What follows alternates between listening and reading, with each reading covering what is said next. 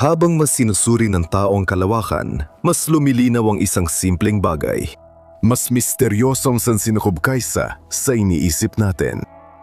Nagpapadala tayo ng probe sa malalayong planeta, nagmamasid sa hangganan ng solar system at sinusubukang unawain ang mga batas ng kalawakan. Ngunit bawat bagong tuklas ay nadudulot ng mas maraming tanong. Bakit kakaiba ang kilos ng ilang planeta? Ano ang nakatago sa pinakamalayong sulok ng ating sistema? Ano ang mga lihim sa kailaliman ng kalawakan na di pa nararating ng tao? Habang dumarami ang nagagawa kong video tungkol sa kalawakan, lalo akong namamangha sa kasalimutan at misteryo ng mga batas ng universo. Sagutin ang simpleng tanong. Pwede ba nating sumilip sa kabila ng abot tanaw? Siyempre, kapag lumakad pa tayo ng kaunti, makikita natin ang nakatago sa likod. Mas madali pa ito gawin sa planeta ni Munting Prinsipe. Kung gusto mo, sa asteroid B612, makakakita ka ng 12-12 ng paglubog ng araw sa isang araw. Kailangan mo lang ilapit ang upuan sa abot tanaw. Pero ang bagay na pag-uusapan natin na yon ay hindi kabilang sa mga hadlang na madaling lampasan. Mas tumpak, hindi ito kayang ampasan. Pag-uusapan natin ang event horizon ng itim na butas. Itutuloy. Magsimula tayo sa terminolohiya. Ano ang event horizon? Isa itong tatlong-dimensional na hypersurface na bumabalot sa paligid ng kosmikong halimaw. Ang katang-isip na linyang ito ay maaaring ang tawaging point of no return o tiket sa isang direksyon lang, dahil lahat ng lampas dito ay nawawala na magpakailanman para sa tagamasid. Kahit ang superbilis na photon ng liwanag, ang isang bagay o nilalang na mahulog sa impyernong buhawi na ito ay mauuwi rin sa punto ng singularidad sa pinakasentro ng itim na butas. Sa huling destinasyon, malamang hindi na buo o ligtas ang bagay. Bago pa man, pagpipira-pirasuhin ito ng napakalakas na puwersa ng grabidad na wala kang makikitang katulad nito saan man sa universo. Bakit natin iniisip na may singularidad doon? Hindi talaga tiyak kung ano ang laman ng itim na butas. Lihim ng kalikasan ang impormasyong ito at pinoprotektahan ng mahigpit na batas ng kalikasan.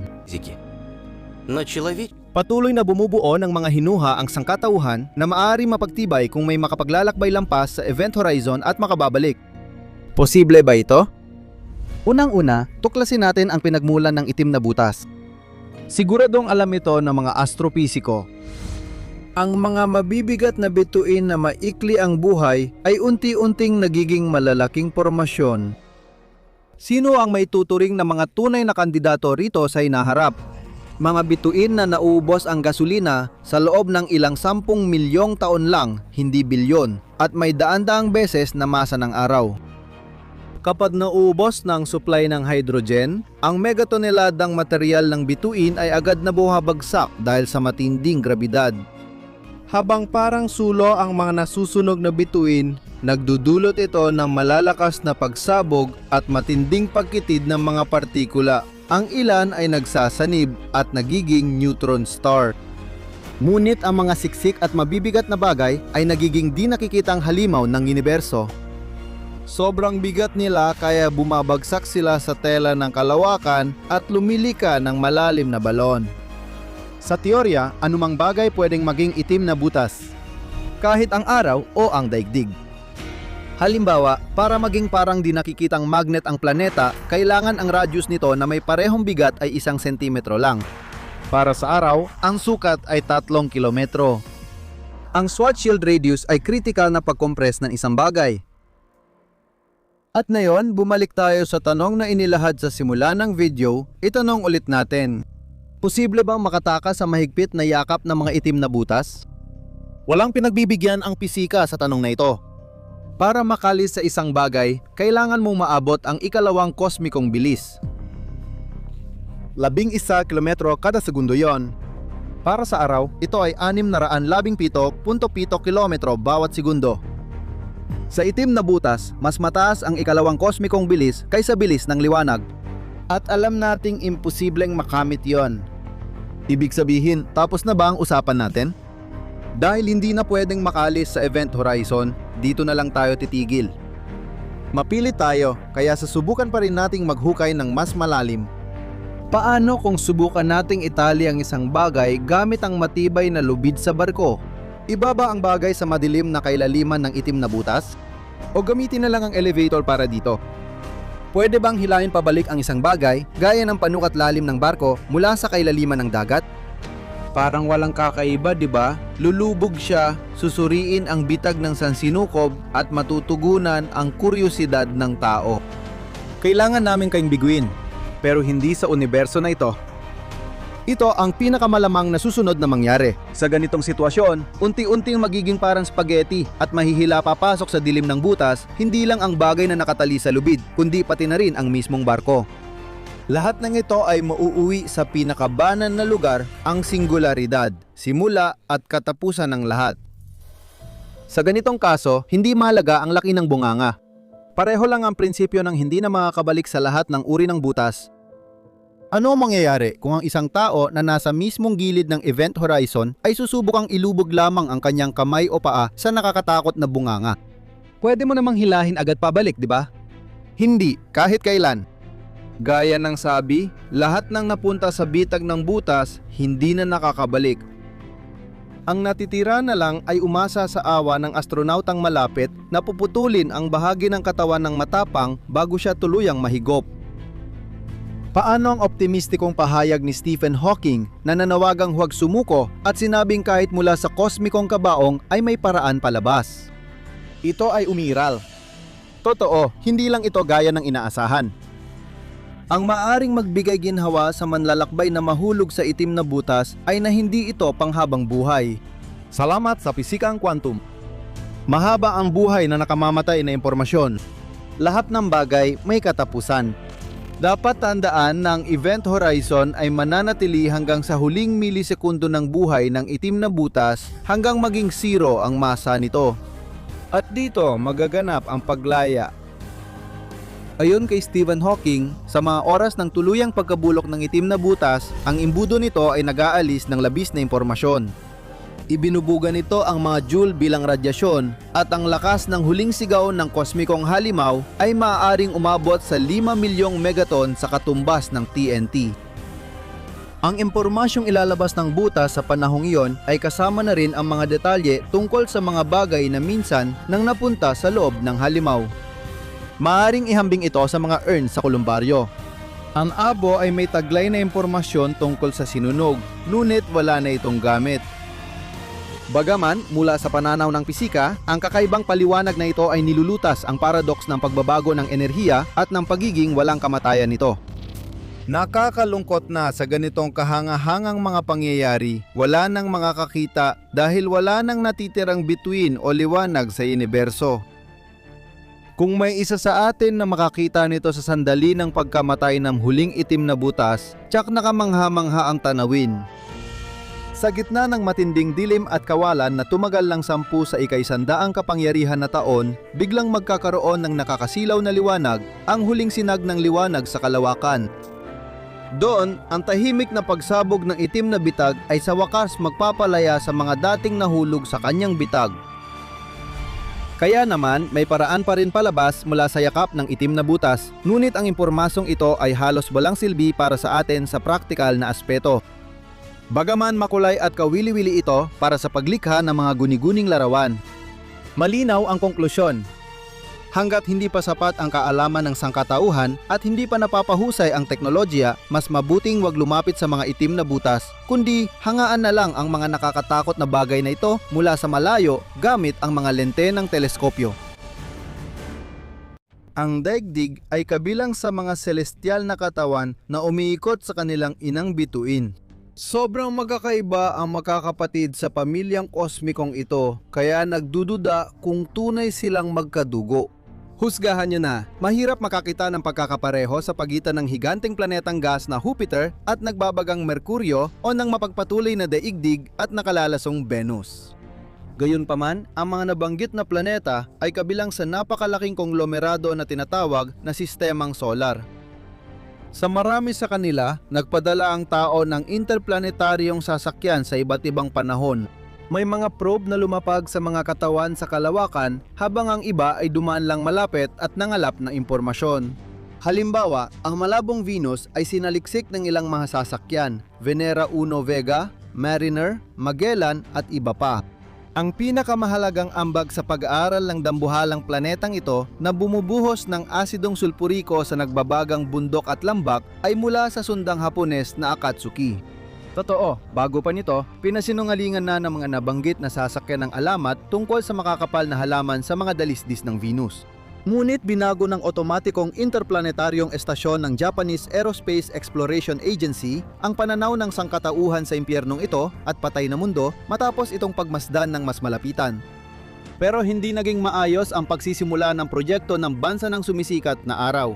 Noong simula, maraming problema ang misyon, kaya naantala ng 5 taon ang pagpapatupad nito.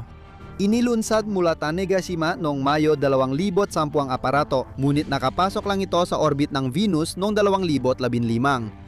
Gayunpaman, nagpadala si Akatsuki ng mahahalagang larawan at siyentipikong datos sa daigdig. Lubos nitong nilinaw ang ating pagkaunawa sa mahiwagang planeta. Matagal ding naging tanging artipisyal na satellite ng Venus ang aparatong ito dahil, gaya ng alam natin, wala itong likas na kasama sa kalangitan. Bakit hindi lumapag ang sundang ito sa planeta? Bito, simple lang ang dahilan. Napakabagsik na mga kondisyon doon kaya hindi pa kayang gumawa ng mga siyentipiko ng sapat na matibay na sasakyan na hindi lang makakagalaw sa Venus, kundi kahit makatawid man lang sa nakakasakal nitong atmosfera na sumusunog at sumisira sa anumang bagay na napapadpad sa nakakatakot nitong mga bitag. Ano ang masasabi natin tungkol sa Akatsuki? Isa itong aparato na may bigat na 6 na 140 kilo kung saan 34 na kilo dito ay ang kapaki-pakinabang na laman. Ang probe ay may solar panel na nagbibigay ng enerhiya. At ang mga mata ng IMS ay ang mga kamera na IR1 at IR2. May 3 pa, detektor ng kidlat, long wave at ultraviolet.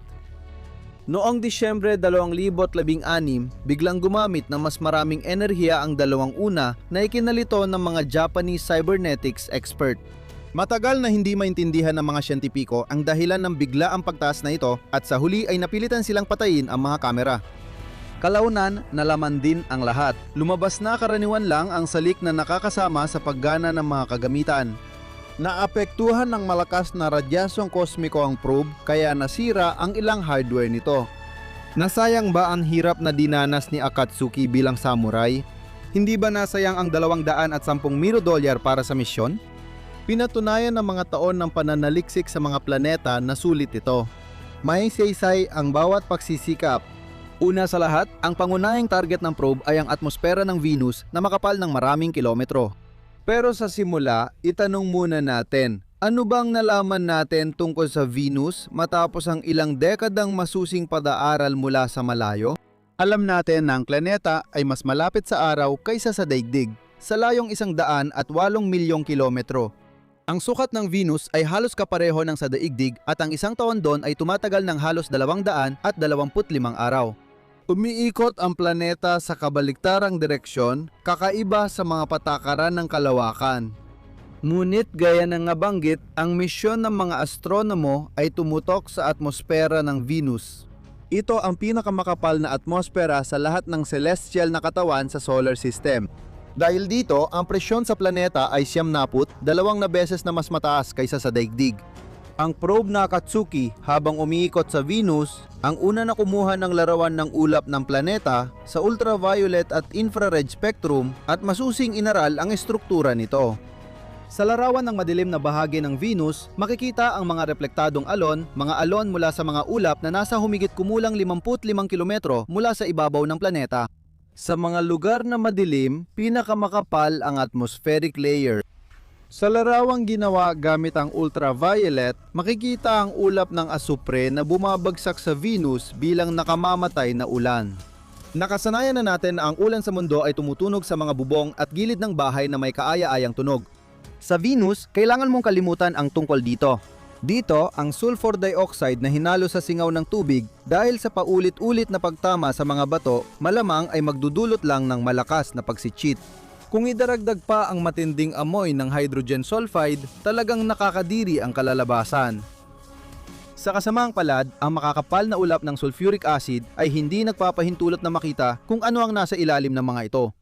Ang atmosfera ng Venus ay hindi lang basta napakainit. Malapit sa ibabaw nito, umaabot sa +4 ang temperatura. At medyo magulo o puno ng alon. Pinatutunayan ito ng sumusunod na larawan na kuha ng probe na Akatsuki. Makikita dito ang V-shape na linya mula sa malalakas na hangin sa Ecuador. Sa polo, kapansin-pansin ng katahimikan, nakitang-kita sa makinis na poloy na bahagi na kakaiba sa mga sinturon sa ibaba. Ang magulo at malong atmosfera ng Venus na dulot ng aktibong mga proseso ng kumbeksyon at malaking pagpasok ng init mula sa araw ay kitang-kita sa larawang ito. Gusto mo ba ng mga nakakagulat na tuklas sa agham? Heto na! May mga sariling lihim din ang mga ulap sa Venus. Sa isa pang larawan, malinaw na makikita ang misteryosong madilim na substansya na nasa atmosfera ng planeta at aktibong sumisipsip ng ultraviolet. Ang larawang ito ay nakuha sa ika-13 na orbit ng sondang Akatsuki. Hindi pa natutukoy ang likas ng kakaibang substansiyang ito. Nagbigay rin ang otomatikong interplanetaryong istasyon ng Hapon ng matibay na ebidensya na ang mismong malabong planeta na natatago sa makapal na ulap ay mas kahalintulad ng isang nakamamatay na pugon. Sa infrared na larawan, makikita ang maliwanag na bahagi na nagpapakita ng pinakamainit na lugar. Ang init na inilalabas ng mga mas mababang bahagi ay naiiwan sa itaas na ulap na lumilikha ng napakalakas na greenhouse effect. Siya nga pala, bakit napakainit ng Venus? Hindi naman ito masyadong malapit sa araw gaya ng Merkuryo. Pero kahit ganun, mas mainit pa rin ang planeta kaysa sa maliit nitong kapitbahay. Sinasabing milyon-milyong taon na ang nakalipas, kahawig ng Earth ang Venus, ngunit di alam kung bakit ito sobrang uminit. Ang mga karagatan nito tulad sa daigdig ay sumingaw at nag-iwan ng hubad na bato at tigang na kapatagan. Patuloy ang paglalakbay ng matapang na Akatsuki, ngunit di tiyak kung hanggang kailan ito tatagal. Iniisip mo pa rin ba na ang bari ni Lola o ang bahay bakasyunan sa labas ng lungsod ay nasa liblib na lugar? Kung ganoon, kailangan naming biguin kayo. Sa universo, may mga lugar na mas malayo at mas delikado pa.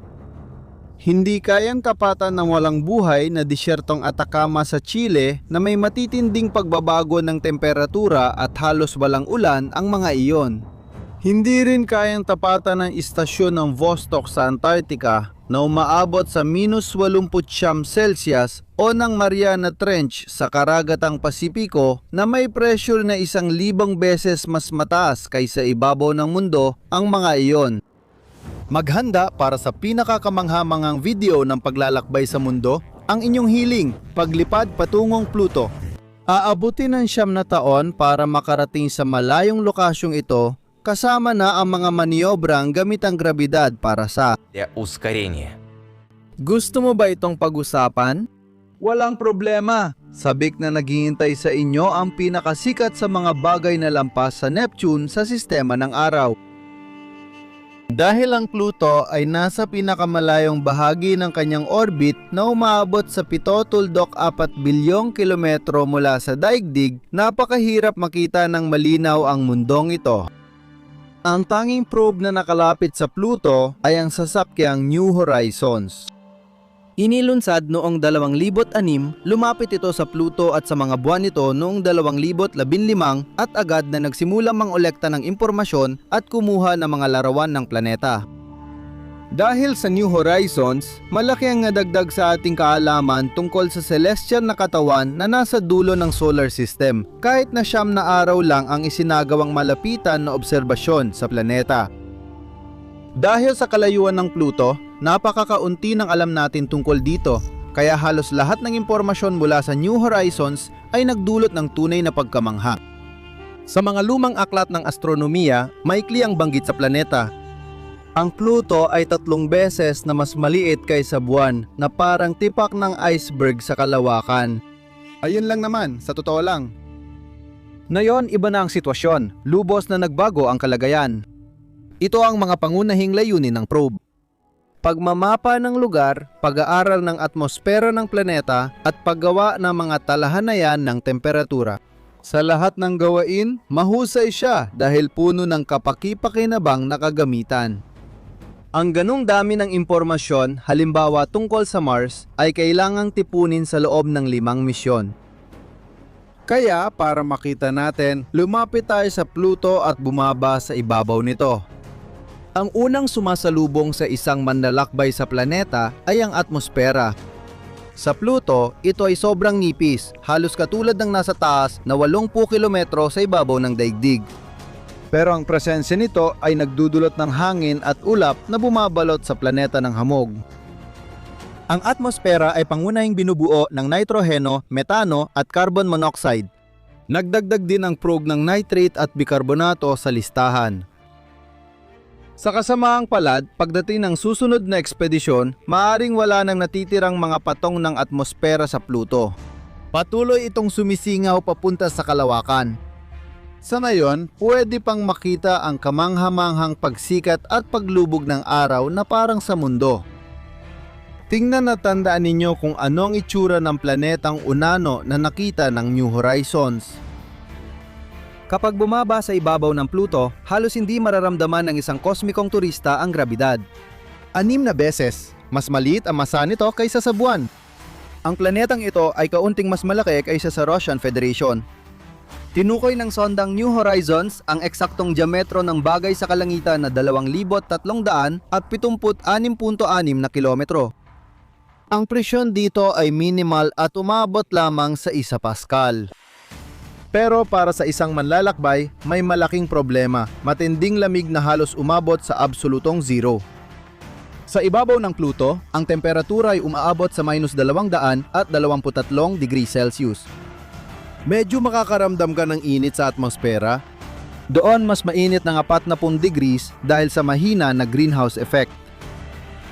Ang pinakamahalagang natuklasan ng misyon ay ang tektonikong aktibidad ng Pluto. Dahil hindi pa kaya magdala ng sampon ng lupa mula sa planeta sa mga laboratorio sa daigdig, bilang ng mga bunganga na lang ang binibilang ng mga siyentipiko. Mas maraming mga ito, mas matanda ang ibabaw. Maaring ihambing ang epektong ito sa isang piraso ng papel na iniwan sa ulan. Mas matagal ito ron, mas maraming ulan ang babagsak. Malaki ang bahagi ng Pluto na may mga bunganga, pero may malalawak na lugar na halos walang mga bakas ng tama ng meteorite. Ang katotohanan ito ay nagpapahiwatig na ang mga glacier ng planeta ay aktibong napapalitan o nababago. Ano ang itsura ng nagyelong katawang langit na ito?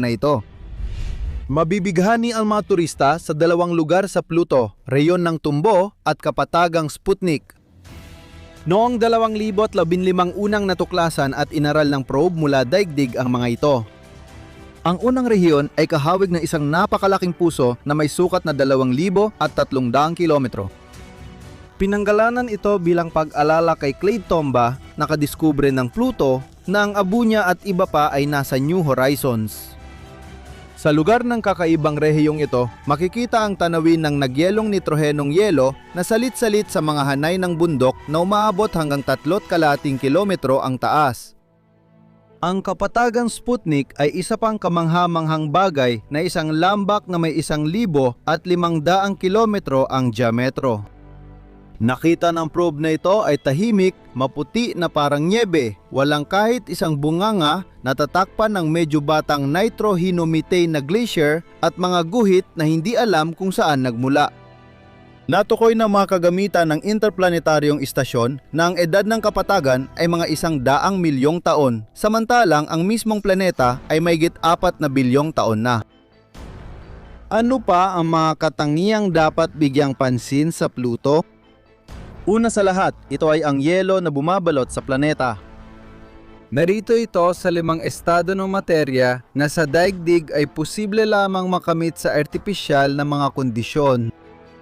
Halimbawa, ang yelo ng ikalawang uri ay lumilitaw sa mga temperatura mula -63 hanggang -83 degrees Celsius kasabay ng pressure na 300 megapascal.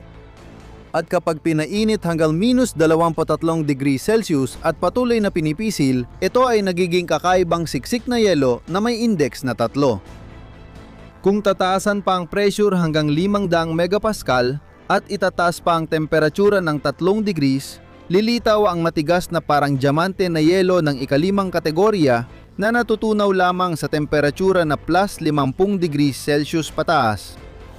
Kaya naman, sa Pluto, naroon ang lahat ng 5 kakaibang uri ng yelo ayon sa ating pananaw.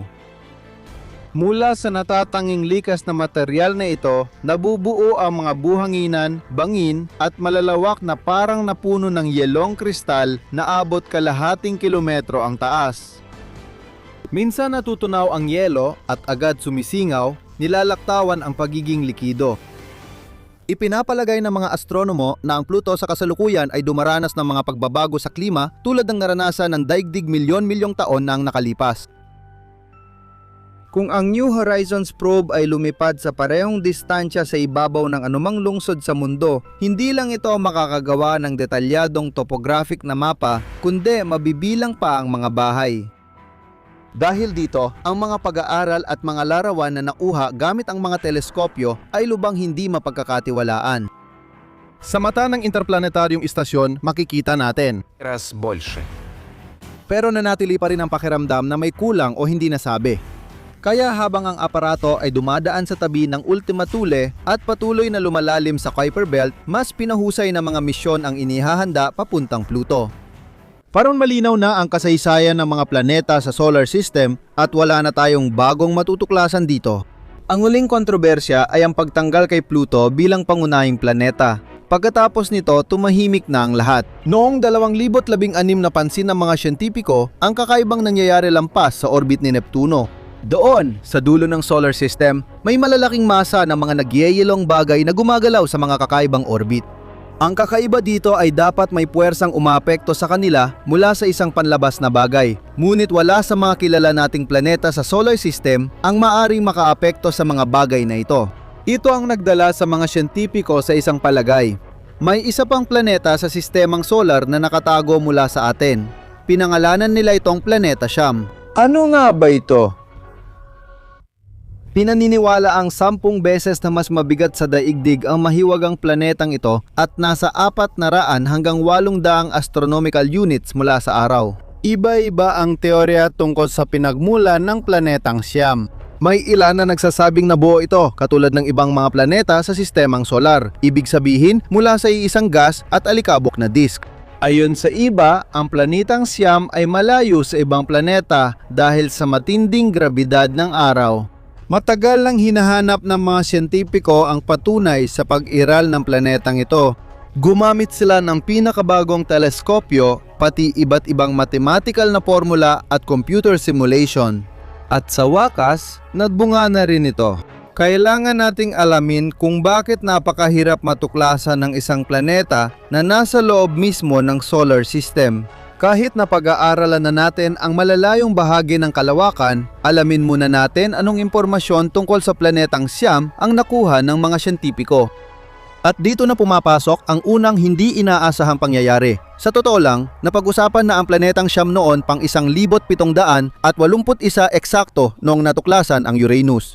Lumipas ang panahon at napansin ng mga siyentipiko na kakaiba ang kilos ni Uranus sa kanyang orbit, taliwas sa mga kalkulasyon.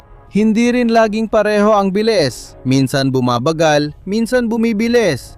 Dahil dito, napag-isipan na maaring may hindi kilalang bagay na nakaapekto kay Uranus. Nagkaroon ng pag-usad sa isyong ito noong dekada 1840. Noon inisip na baka nasa impluwensya ng grabidad ng hindi pa kilalang planeta si Uranus. Dalawang siyentipiko mula magkaibang bansa ang sabay nagpanukala ng hypothesis na ito. Si John Couch Adams at ang Pranses na si Urbain Le Verrier.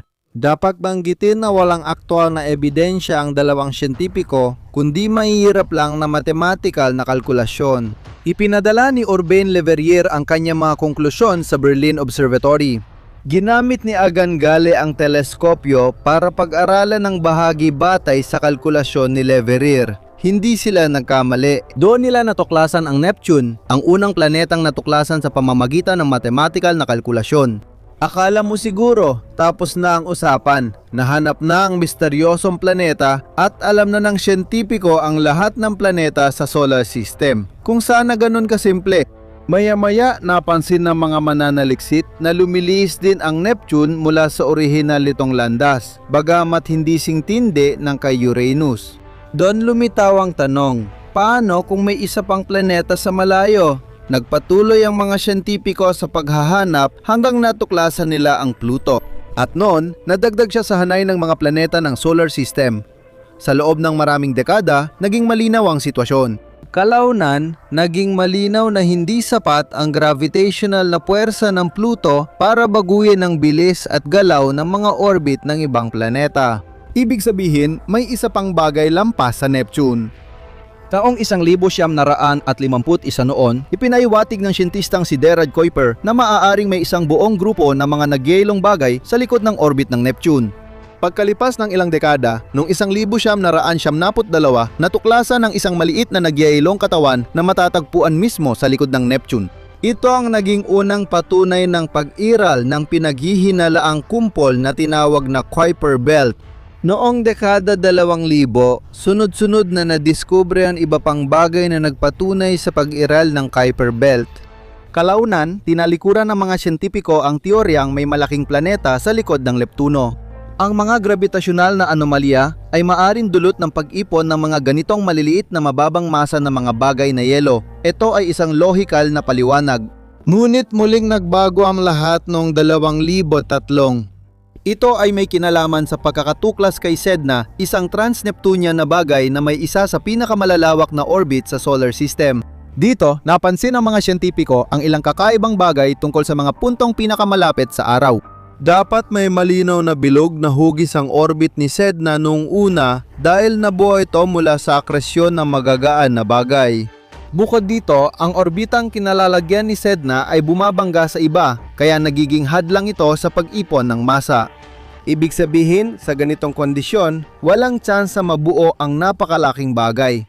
Kinailangan naming balikan ang ideya na may hindi pa kilalang bagay na nakaapekto kay Sedna at sa kanyang orbita. Pagkalipas ng ilang taon, nakadiskubre kami ng iba pang bagay na may lubang pahabang mga orbita tulad ni Eris noong 2005. Muling sumigla ang mga diskusyon tungkol sa pag-iral ng planetang Siam. Kung ang mga trans-Neptunian na bagay ay hindi naaapektuhan ng panlabas na mga puwersa at ang kanilang galaw ay magiging magulo, iikot sana sila sa paligid ng araw sa iba't ibang direksyon at sa iba't ibang mga landas. Nakikita natin ang malinaw na ugnayan na nagbibigay ng mas matibay na basehan para sa teorya ng planetang Siam.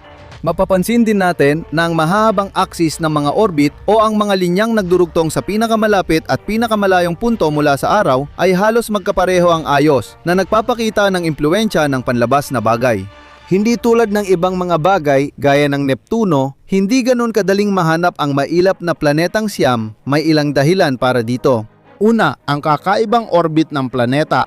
Malaki ang posibilidad na mas pahaba ang orbit nito, kaya ang planetang Siam ay nananatili ng napakahabang panahon sa napakalayong distansya mula sa atin. Pangalawa, mababa ang bilis ng paggalaw ng planeta, kaya sa ilang pagkakataon, madali itong mapagkamalang isang bituin.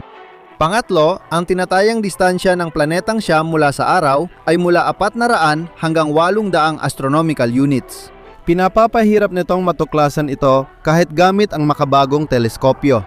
Dapat din nating tandaan na kailangan nating pag-aralan ang malaking bahagi ng kalawakan at aabutin ito ng mga dekada o daan-daang taon. Mahalaga ang pagkakatuklas ng planetang Siam sa agham ng kalawakan dahil makakatulong itong magbigay ng dagdag na impormasyon sa pagbuo ng solar system at mga posibleng mangyari sa hinaharap. Sa usaping ito, interesante ring alamin kung paano napunta ang planetang Siam sa panlabas na bahagi ng solar system. Dito, may ilang bersyon na tinitingnan ng mga siyentipiko.